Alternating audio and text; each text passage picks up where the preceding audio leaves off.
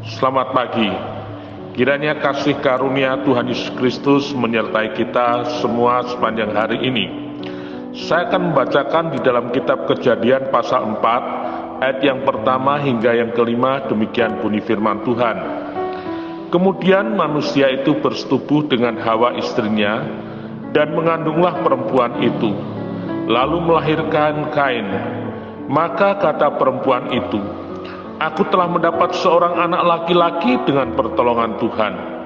Selanjutnya dilahirkannya lah Habil adik Kain, dan Habil menjadi gembala kambing domba, Kain menjadi petani. Setelah beberapa waktu lamanya, maka Kain mempersembahkan sebagian dari hasil tanah itu kepada Tuhan sebagai korban persembahan. Habil juga mempersembahkan korban persembahan dari anak sulung kambing dombanya, yakni lemak-lemaknya. Maka Tuhan mengindahkan Habil dan korban persembahannya itu, tetapi Kain dan korban persembahannya tidak diindahkannya. Lalu hati Kain menjadi sangat panas dan mukanya muram. Saudaraku sekalian, kita lihat di sini bagaimana Alkitab menceritakan tentang persembahan yang diterima dan yang ditolak. Dan kita lihat persembahan Kain ditolak oleh Tuhan dan persembahan Habil diterima oleh Tuhan. Tidak diceritakan apa sebabnya tentang persembahan itu ditolak ataupun diterima. Dalam Ibrani pasal 11 ayat yang keempat dikatakan, karena iman Habil telah mempersembahkan kepada Allah korban yang lebih baik daripada korban Kain.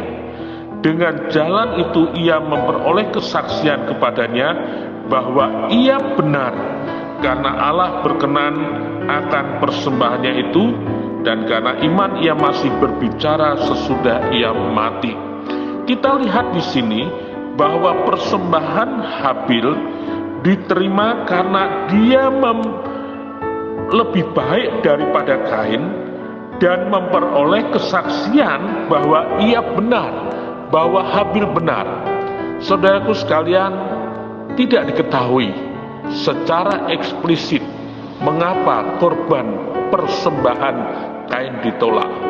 Tetapi kalau kita merunut di dalam perjanjian lama, seringkali kurban kepada Allah didasarkan pada binatang, yaitu ada penumpahan darah, korban penghapus dosa, korban keselamatan.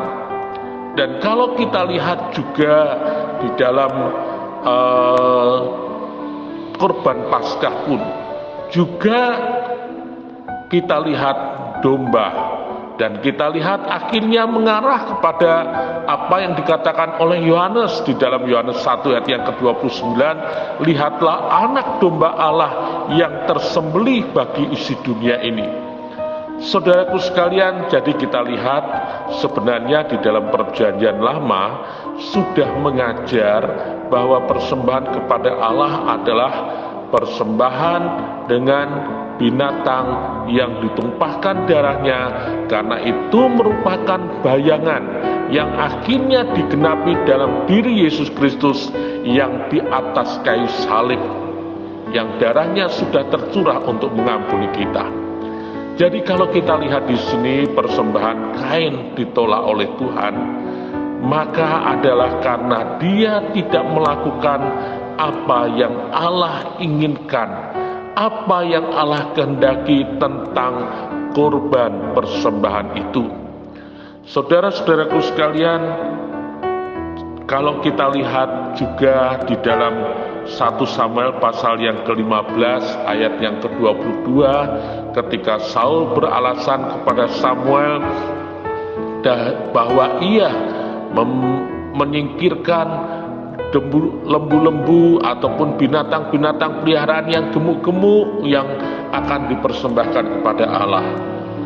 Dan kemudian Samuel menegur kepada Saul, yang di dalam 1 Samuel 15 ayat 22 dikatakan demikian, "Tetapi jawab Samuel, Apakah Tuhan itu berkenan kepada korban bakaran dan korban sembelihan sama seperti kepada mendengarkan suara Tuhan? Sesungguhnya mendengarkan lebih baik daripada korban kesembelihan, memperhatikan lebih baik daripada lemak domba-domba jantan.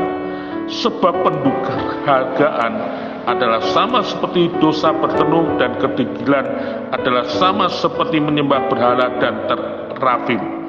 Karena engkau telah menolak firman Tuhan, maka Ia telah menolak engkau sebagai raja. Saudara, Allah hanya menginginkan bagaimana Saul tunduk dan taat firman Tuhan, di mana waktu itu dikatakan seluruh bangsa Amalek, demikian juga segala binatangnya harus ditumpas. Tetapi Saul merasa sayang, dan kemudian dia beralasan bahwa binatang itu akan dipersembahkan kepada Allah. Dan disitulah Samuel katakan, dengar-dengaran itu lebih baik dari korban. Taat kepada kehendak Allah, taat kepada apa yang menjadi perintah Allah, itulah yang diinginkan oleh Tuhan. Oleh sebab itu di dalam Roma 12 ayat yang pertama dan yang kedua dikatakan, karena itu saudara-saudara, demi kemurahan Allah aku menasihatkan kamu, supaya kamu mempersembahkan tubuhmu sebagai persembahan yang hidup, yang kudus, dan yang berkenan kepada Allah. Itu adalah ibadahmu yang sejati. Janganlah kamu menjadi serupa dengan dunia ini, tetapi berubahlah oleh pembaharuan budimu, sehingga kamu dapat membedakan manakah kehendak Allah, apa yang baik, yang berkenan kepada Allah, dan yang sempurna. Tuhan inginkan saudara dan saya memberikan persembahan yang hidup, yang kudus, yang berkenan di hadapan Allah, yaitu dengan melakukan kehendak Allah, mengerti apa yang Allah inginkan dalam hidup kita. Amin.